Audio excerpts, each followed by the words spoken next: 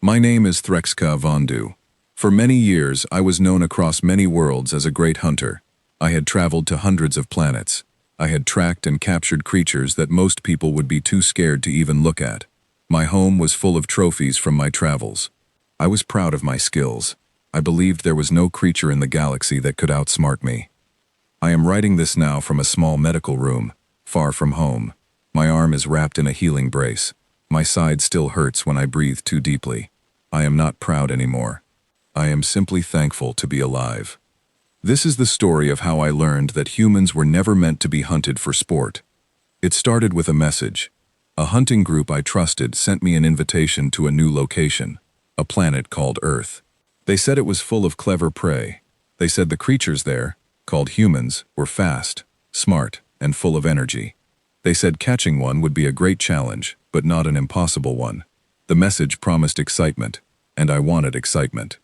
I gathered a small team. 2 of my most trusted trackers came with me, a sharp-eyed hunter named Osa, and a calm, careful hunter named Farron. We also brought along a group of wealthy clients who wanted to experience their first hunt on a new world. They came from different star systems, but they all shared one thing in common. They believed this would be an easy, thrilling adventure.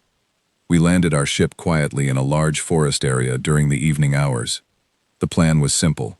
We would mark a few humans with small tracking devices. Once marked, the humans would run into the forest to hide. After giving them several hours to escape, we would begin the chase using special equipment that could sense body heat through the dark. Everything went as expected at first. We marked 11 humans, and 10 of them ran quickly into the trees. They moved with surprising speed and skill, ducking behind rocks and disappearing into shadows. It was exactly the kind of challenge we were told to expect. But one human did not run. He was an older man with gray hair. Instead of racing away in fear, he stood still for a moment. Then he spoke quietly into a small device on his wrist. After that, he walked calmly toward the forest, taking slow, steady steps. One of my clients, a proud noble named Ilinar, laughed at this. "How brave," he said. "This one will be fun to catch." I remember feeling a strange, uneasy feeling in that moment. Real prey does not walk calmly toward danger. Real prey does not speak into a device before running. But I ignored the feeling. I told myself it was nothing important. That was my first mistake. The hunt began just as we had planned. My trackers moved out with the clients, following the heat signals left behind by the humans. I stayed close to Ilinar, tracking the footprints of the gray-haired man. At first, everything looked normal. The footprints seemed uneven, like someone stumbling through the dark in fear. But the more I studied them, the more I noticed something strange. The steps were too steady, too even. This was not the walk of someone running in panic. This was the walk of someone who wanted us to believe he was panicking. Hours passed. My comm device buzzed with a message from Farron. "Threxka," he said, his voice tight with worry. "We have lost 2 of the clients." "Lost how?" I asked. "Not lost as in missing," he answered. "Lost as in gone quiet. No movement. No signal." I told him it was probably a problem with our tracking equipment, but deep down, that uneasy feeling grew stronger. By the 5th hour, 3 more clients had stopped responding. When Osa finally reached me on the comm, her voice sounded different, less confident, less certain. "They are not running anymore," she whispered. "They stopped running 2 hours ago. Now I think they are the ones hunting us." I did not want to believe her, but soon I had no choice. As the night grew darker, I began to understand the truth. The information we were given about Earth was incomplete. What the hunting brokers failed to mention was that this particular part of the forest was used by a group of retired human warriors. These men and women had spent years training for situations exactly like this one. Long before we arrived from the stars, they had already learned how to survive being chased through unfamiliar land in the dark. To them, this was not a terrifying new experience. It was something they had trained for many times before. The gray-haired man that Ilinar had called brave was one of these retired warriors. He had spent many years working in difficult environments, learning how to move quietly, think clearly, and outsmart anyone who tried to track him. He did not run, because running was not the smartest choice. He walked because walking gave him time to listen, observe, and plan his next move. As the night went on, my team began to fall apart. OSA's special heat tracking device, one of the best pieces of equipment available, stopped working properly. She later discovered that someone had thrown mud into the small vents of the device, blocking its sensors completely. It was such a simple trick, yet it worked perfectly. It took her many precious minutes to realize what had happened. Farron faced an even bigger problem. He discovered that our ship, the one we needed to escape the planet, had been quietly damaged while we were busy hunting. Someone had drained important fluid from the engine system, making it impossible for us to fly away safely. I will admit, even now, that I felt real fear for the first time in many years. My confidence began to crack. I realized we were no longer the hunters. We had become the hunted. I will not describe every single moment of that long night in detail. Some of it is still difficult for me to think about. But I will say this. By the time the sun began to rise, our group of 9 clients had become only 4. My once proud team of hunters had become tired, frightened, and confused. Ilinar, the noble who had laughed at the gray-haired man earlier that night, found himself face to face with him one final time. The man calmly stopped him without causing any lasting harm, using simple, practiced movements that showed years of skill and control. Then, in perfect galactic trade language, learned from a translation device taken from one of my other clients, the man calmly explained exactly what he planned to report to galactic authorities about our illegal hunting activity. Eventually, I found myself standing in front of him as well. My weapon was empty. My arm was injured. I was covered in mud and completely out of options. "Finish it," I said to him, expecting him to end the hunt the way my people always had. He looked at me calmly.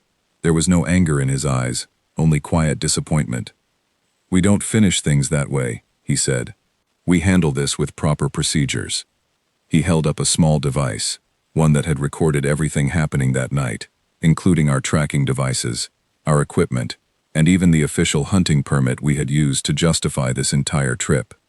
"This," he said, "is going to a lot of important people." Out of the 12 of us who had arrived that night, only 4 returned home. Osa and Farron were among the survivors, though both were shaken deeply by the experience. 2 of our clients also survived, though they returned home quieter and more thoughtful than before. The others were never found. The gray-haired man later explained that in situations like this, they preferred not to leave any physical evidence behind, for reasons related to their own safety and secrecy. Word of what happened spread quickly across many star systems. The hunting company that had sold us this trip lost its license to operate in several regions. Officials from Earth sent formal complaints to galactic authorities, along with photographs, recorded evidence, and a clear, firm request. They demanded that Earth be permanently removed from any list of hunting locations, along with a formal apology for what had happened to their people. I am writing this account from a quiet room on a peaceful, neutral space station. My missing eye has not yet grown back, and doctors tell me it may take a long time before I feel fully like myself again. But I do not write this to complain about my injuries. I write this because there is something important that others need to understand. Before I was taken away by the authorities, the gray-haired man handed me a small folder. Inside was a single handwritten note. I have read it many times since that night, and I still think about it often. It said this: "If you truly want a challenge, all you have to do is ask us properly. We might even agree. But you do not get to hunt something that spent its entire history learning how to survive things far worse than you." I have traveled across countless worlds. I have hunted hundreds of different creatures, but I have never felt smaller than I did standing in that mud, defeated by a calm, quiet man who never once needed to raise his voice. I understand now what many of my kind refuse to believe. Humans are not simple prey to be chased for entertainment. They are a species shaped by many years of hardship, struggle, and survival. Long before we ever arrived on their world, they had already learned how to face danger, adapt to difficult situations, and support one another through the hardest of times. We saw them as an easy target because they seemed unaware of the wider universe. We assumed that because they had not yet built large starships or powerful space stations, they were somehow weaker or less capable than us. This was, without question, one of the greatest mistakes any hunting group has ever made.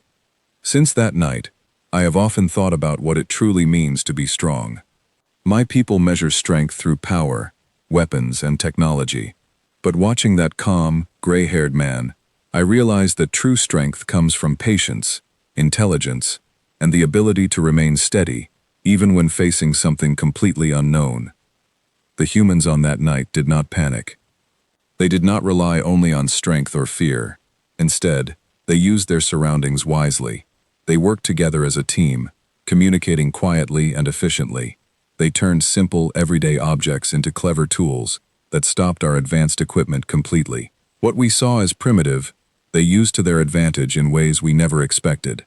I have shared this story with several other hunters since returning home. Some of them still refuse to believe it. They insist that what happened to us was simply bad luck, a rare situation that would not happen again. But I disagree. I believe we were fortunate that our punishment was not more severe.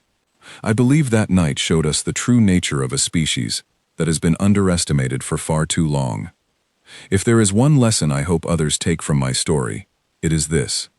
Just because a species has not yet reached beyond their own planet, does not mean they are weak or easy to defeat. Sometimes, the greatest dangers come from those who have spent generations learning how to survive, adapt, and protect one another, long before anyone from beyond the stars ever noticed them. I no longer hunt for sport. My days of chasing creatures across distant worlds have ended.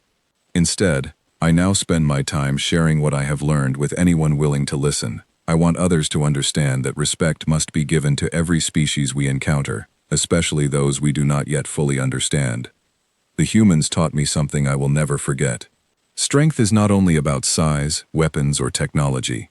True strength comes from resilience, teamwork, and the quiet determination to protect what matters most.